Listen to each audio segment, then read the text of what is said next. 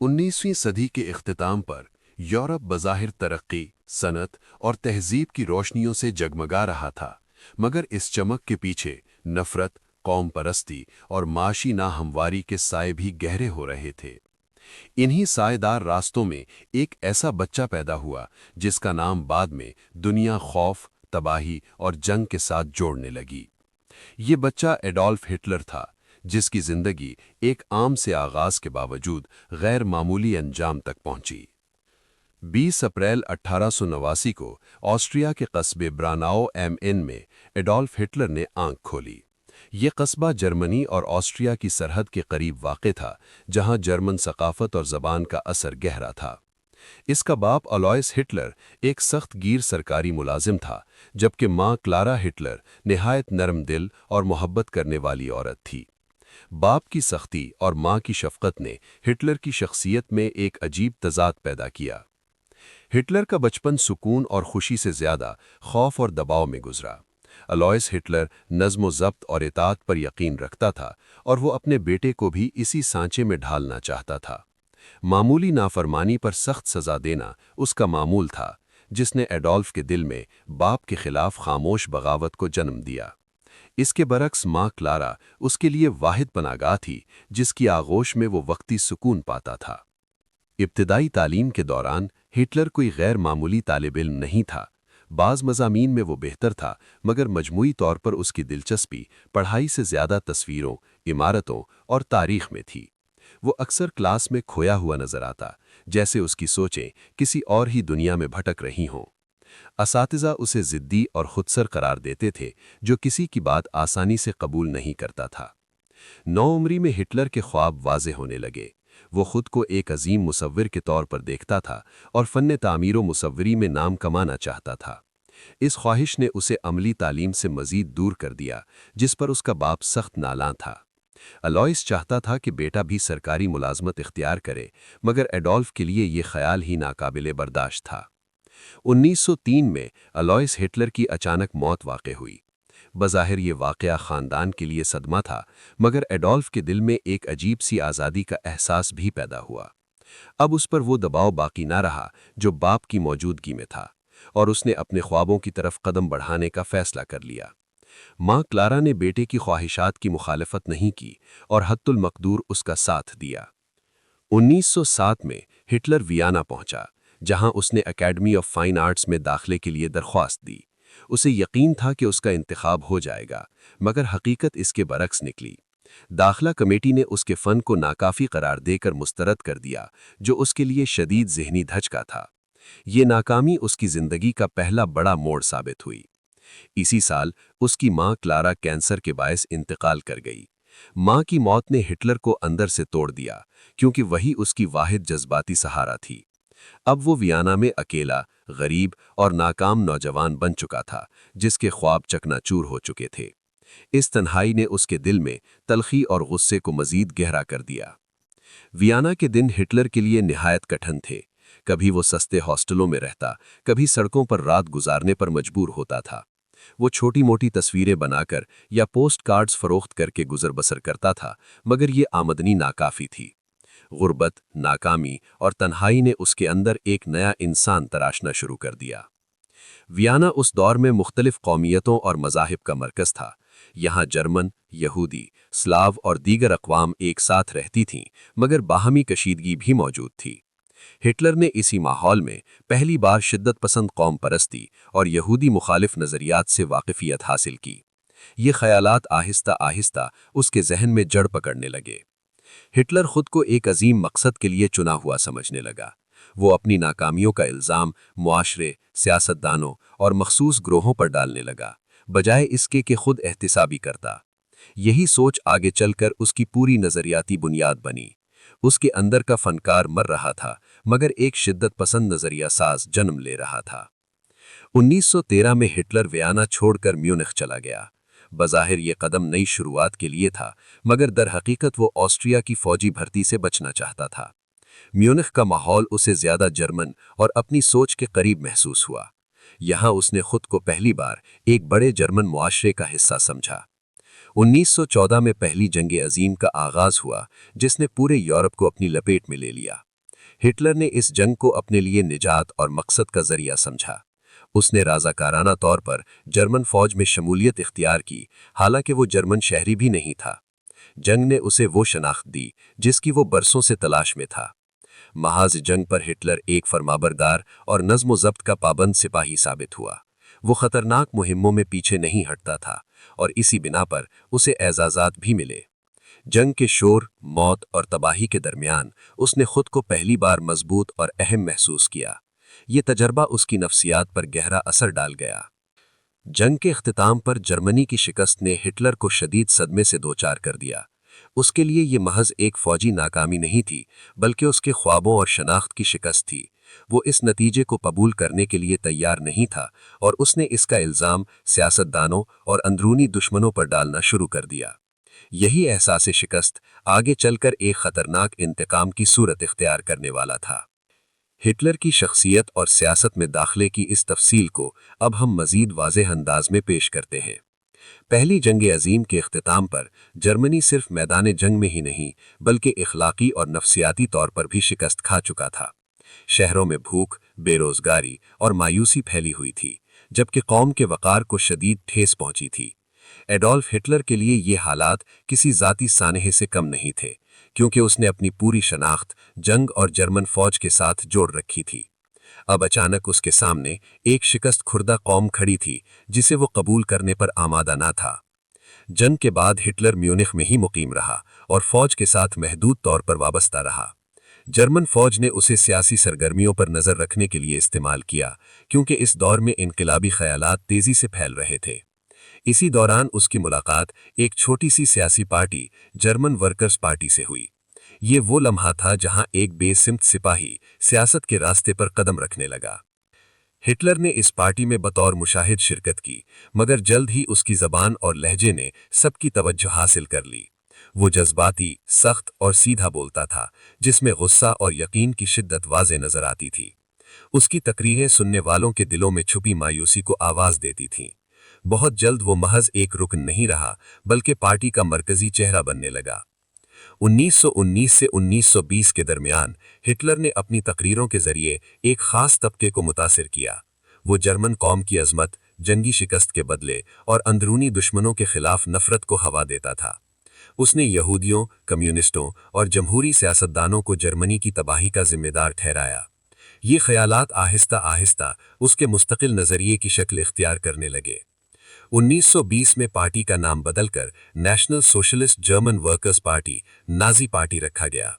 इसी दौर में पार्टी का निशान स्वास्तिका मुतारिफ करवाया गया, जो ताकत और कौम परस्ती की अलामत बनाया गया। हिटलर ने पार्टी के मंशूर की तैयारी में मरकजी किरदार अदा किया। इस मंशूर में कौम परस्ती, नस्ल परस्ती और सख्त नज़्म ज़ब्त को बुनियादी उसूल बनाया गया। हिटलर की सबसे बड़ी ताकत उसकी तकरीर थी। वो अल्फाज के जरिए हजूम को मशहूर कर लेता था और लोग खुद को उसकी बातों में पहचानने लगते थे। उसकी आवाज़ कभी धीमी और कभी गरजदार हो जाती, जो सामीन के जज्बात को झंझोड़ देती। वो खुद को जर्मनी का नजात दहिंदा जाहिर करने लगा था। 1921 में हिटलर पार्टी का सरबराह बन गया। उसने मुकम्मल इख्तियार अपने हाथ में ले लिया और इख्तिलाफ राय को बर्दाश्त करना छोड़ दिया। पार्टी के अंदर नज़्म ज़ब्त फौजी अंदाज का था, जहां हुक्म मानना लाजिम समझा जाता था। यही अंदाज आगे चलकर पूरे जर्मनी पर मुसल्लत होने वाला था। उसी जमाने में ऐसे नामी नीम फौजी तंजीम बनाई गई, जिसका मकसद पार्टी इज्तमाआत का तहफ़्फ़ुज़ और मुखालिफिन को दबाना था। ये अफराद भूरे यूनिफॉर्म पहनते थे और ताकत के इस्तेमाल से नहीं घबराते थे। हिटलर ने इन्हें सड़कों पर ताकत दिखाने का जरिया बनाया। तशद्दुद और खौफ सियासत का हिस्सा बनने लगा। जर्मनी में मुआशी बहरान गहरा होता जा रहा था। महंगाई इस हद तक पहुंच चुकी थी कि लोग नोटों की गड्डियां लेकर रोटी खरीदने जाते थे। इस बदहाली ने अवाम को किसी मजबूत सहारे की तलाश पर मजबूर कर दिया। हिटलर ने खुद को इसी सहारे के तौर पर पेश किया। 1923 में हालात ने एक खतरनाक मोड़ लिया। हिटलर ने बावेरिया की हुकूमत के खिलाफ बगावत की कोशिश की, जिसे तारीख में बियर हॉल पूच के नाम से जाना जाता है। उसने म्यूनिख में इक़्तिदार पर ज़बरदस्ती कब्ज़ा करने का मंसूबा बनाया, मगर ये कोशिश नाकाम रही और पुलिस ने बगावत को कुचल दिया। इस नाकामी के बाद हिटलर को गिरफ्तार कर लिया गया। अदालत में उसने खुद को मुजरिम के बजाय मुहिब्बे वतन साबित करने की कोशिश की। उसके बयानात अखबारात में शाये हुए, जिससे वो पूरे जर्मनी में मशहूर हो गया। कैद ने उसे खामोश करने के बजाय मजीद मारूफ बना दिया। हिटलर को 5 साल कैद की सज़ा सुनाई गई, मगर वो सिर्फ चंद माह ही जेल में रहा। जेल में उसके हालात आम कैदियों से कहीं बेहतर थे। उसने इस वक्त को सोचने, लिखने और मंसूबाबंदी के लिए इस्तेमाल किया। यही वो जगह थी जहां उसकी किताब माइन काम्फ वजूद में आई। माइन काम्फ में हिटलर ने अपनी ज़िंदगी, नाकामियों और नज़रियात को कलमबंद किया। उसने जर्मन कौम की बरतरी और यहूदियों के खिलाफ नफ़रत को नज़रियाती बुनियाद फराहम की। ये किताब बाद में नाज़ी नज़रिए का मरकज़ी सुतून बन गई। हिटलर अब सिर्फ एक सियासतदान नहीं रहा था, बल्कि एक नज़रियाती रहनुमा बन चुका था। जेल से रिहाई के बाद हिटलर ने अपनी हिकमत अमली बदली। उसने ये फैसला किया कि अब इक़्तिदार ताकत के बजाय कानूनी तरीक़े से हासिल किया जाए। वो जमहूरी निज़ाम को अंदर से कमज़ोर करना चाहता था। ये फैसला उसकी सियासी जहानत का सबूत था। 1920 की दहाई के वस्त में नाज़ी पार्टी कमज़ोर दिखाई देती थी। अवाम की तवज्जो वक्ती तौर पर दीगर जमातों की तरफ हो चुकी थी, मगर हिटलर ने सब्र से काम लिया और तंजीम को मजबूत करता रहा। उसने नौजवानों, मजदूरों और साबिक फ़ौजियों को ख़ास तौर पर निशाना बनाया। इस दौर में हिटलर की शख्सियत मज़ीद सख्त और ख़ुद पसंद होती जा रही थी। वो ख़ुद को जर्मनी की तकदीर से जोड़ने लगा था। तनकीद बर्दाश्त न करना उसकी आदत बन चुकी थी। उसके नज़दीक इख्तिलाफ गद्दारी के मुतरादिफ था। हिटलर की आंखें अब इक़्तिदार पर जमी हुई थीं। वो जान चुका था कि आवाम की मायूसी ही उसका सबसे बड़ा हथियार है। वो हर तकरीर में जर्मन कौम के ज़ख्मों को कुरेदता और ख़ुद को मरहम के तौर पर पेश करता। यही हिकमत अमली उसे आगे ले जाने वाली थी। 1929 में जब दुनिया एक अजीम मुआशी बहरान की लपेट में आई, तो जर्मनी भी इस तूफ़ान से महफूज न रह सका। फैक्ट्रियां बंद होने लगीं, लाखों अफराद बेरोज़गार हो गए और आवाम का जमहूरी निज़ाम से एतमाद उठने लगा। ये हालात एडोल्फ हिटलर के लिए एक सुनहरी मौका साबित हुए। उसने आवाम की मायूसी को अपनी ताकत में बदलने का फ़ैसला किया। हिटलर की तकारीर अब पहले से ज़्यादा सख्त और पुरजोश हो चुकी थीं। वो जर्मनी की अज़मत रफ्ता का ख्वाब दिखाता और वादा करता कि वो कौम को दोबारा खड़ा करेगा। उसके अल्फाज में यकीन था और लहजे में हुक्म देने वाली क़ुव्वत। लोग उसे एक सियासतदान नहीं, बल्कि निजात दहिंदे के तौर पर देखने लगे। 1930 के इंतखाबात में नाज़ी पार्टी ने गैर मुतवक्के कामयाबी हासिल की।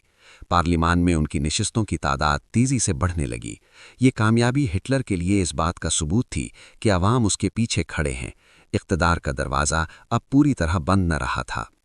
जर्मनी के रिवायती सियासतदान हिटलर को संजीदगी से नहीं ले रहे थे।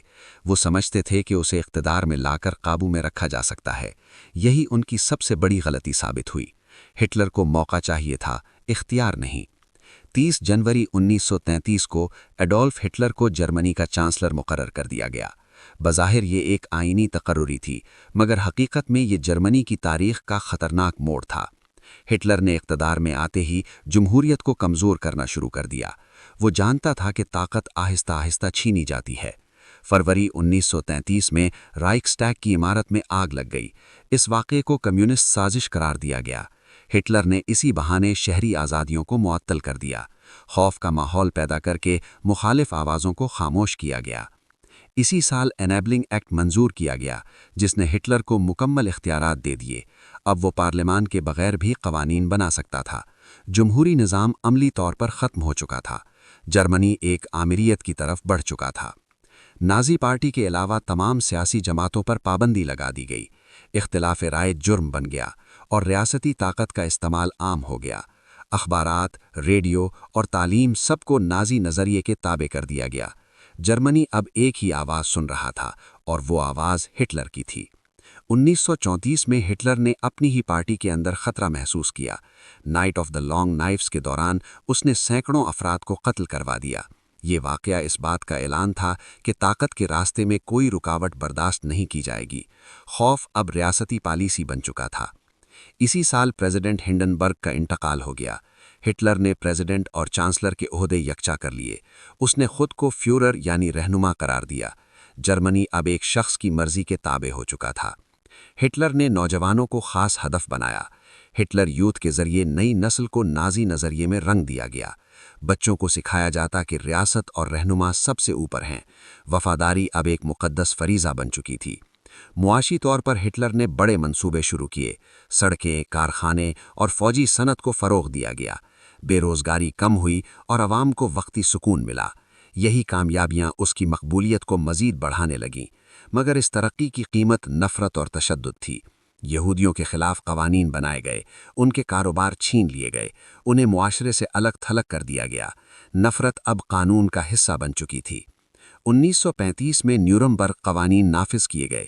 ان قوانین کے تحت یہودی شہری حقوق سے محروم ہو گئے، شادی اور سماجی روابط پر پابندیاں لگا دی گئیں، انسانیت کو نسل کے پیمانے پر پرکھا جانے لگا۔ ہٹلر خود کو تاریخ کا معرم سمجھنے لگا تھا۔ وہ اپنی تصویروں، مجسموں اور نعروں سے ہر جگہ موجود تھا۔ ریاست اور رہنما کے درمیان کوئی فاصلہ باقی نہ رہا تھا۔ جرمنی ایک نظریے کے سحر میں مبتلا ہو چکا تھا۔ بین الاقوامی طور پر بھی ہٹلر نے قدم بڑھانا شروع کر دیے۔ اس نے ورسائے معاہدے کی کھلی خلاف ورزی کی، فوج کو دوبارہ طاقتور بنایا۔ دنیا خاموش تماشائی بنی رہی۔ 1938 میں ہٹلر نے آسٹریا کو جرمنی میں شامل کر لیا۔ اسے جرمن قوم کے اتحاد کے طور پر پیش کیا گیا۔ عوام نے اسے کامیابی کے طور پر دیکھا۔ ہٹلر کے حوصلے مزید بلند ہو گئے۔ اسی سال یہودیوں کے خلاف تشدد کی ایک خوفناک لہر اٹھی۔ کرسٹل نائٹ کے دوران یہودی دکانیں جلائی گئیں، عبادت گاہیں تباہ کی گئیں اور ہزاروں افراد گرفتار ہوئے۔ یہ کھلی بربریت تھی، مگر ریاست کی سرپرستی میں۔ ہٹلر اب جنگ کے بارے میں سنجیدگی سے سوچنے لگا تھا۔ اس کے نزدیک طاقت ہی حق کا ثبوت تھی۔ اس کا یقین تھا کہ جرمنی کو اپنی جگہ بزور طاقت بنانی ہوگی۔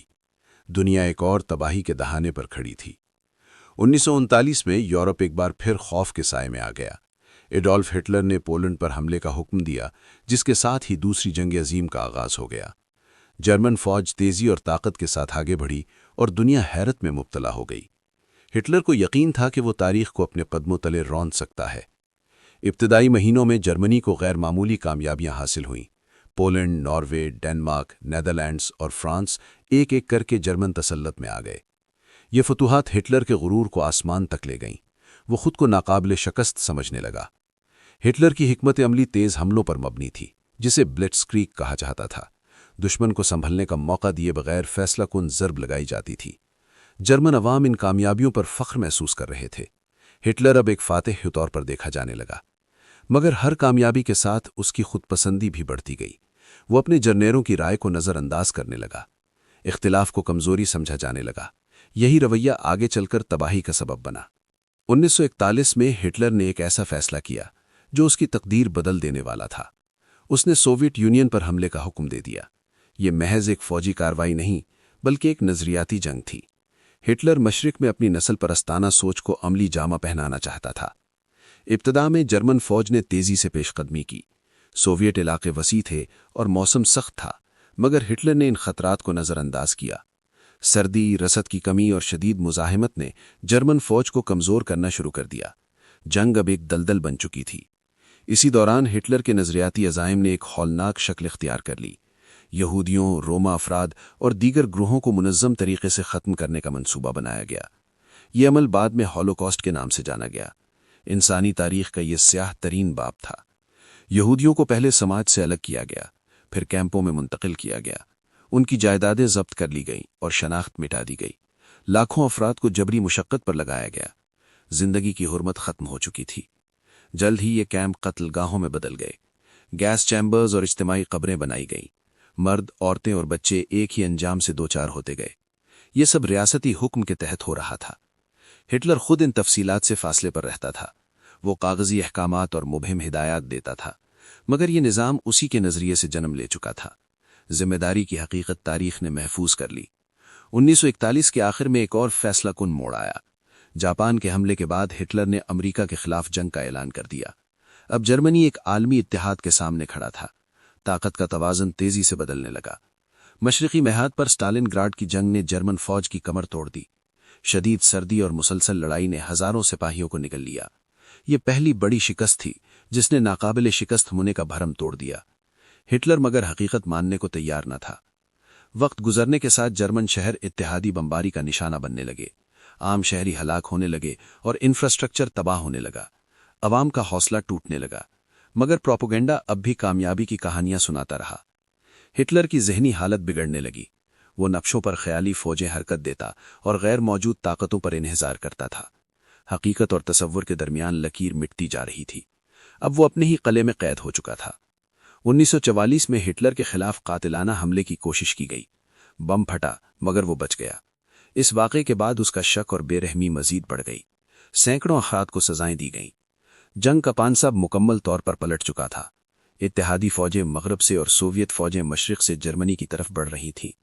وسائل ختم ہو رہے تھے اور فوجی پسپا ہو رہے تھے، مگر ہٹلر اب بھی ہتھیار ڈالنے کو تیار نہ تھا۔ 1945 کے آغاز میں برلن محاصرے میں آ گیا۔ شہر کھنڈرات میں بدل چکا تھا۔ عوام خوف، بھوک اور مایوسی میں مبتلا تھے۔ ہٹلر زیر زمین بنکر میں منتقل ہو چکا تھا۔ بنکر میں ہٹلر ایک ٹوٹی ہوئی شخصیت بن چکا تھا۔ اس کے ہاتھ کانپتے تھے اور چہرہ زرد پڑ چکا تھا۔ وہ اب بھی حکم دیتا تھا مگر کوئی سننے والا نہ تھا۔ اقتدار محض ایک وہم رہ گیا تھا۔ اسی بنکر میں اس نے ایوا براؤن سے شادی کی۔ یہ ایک رسمی عمل تھا، جیسے وہ انجام سے پہلے کسی عام زندگی کا تاثر چاہتا ہو۔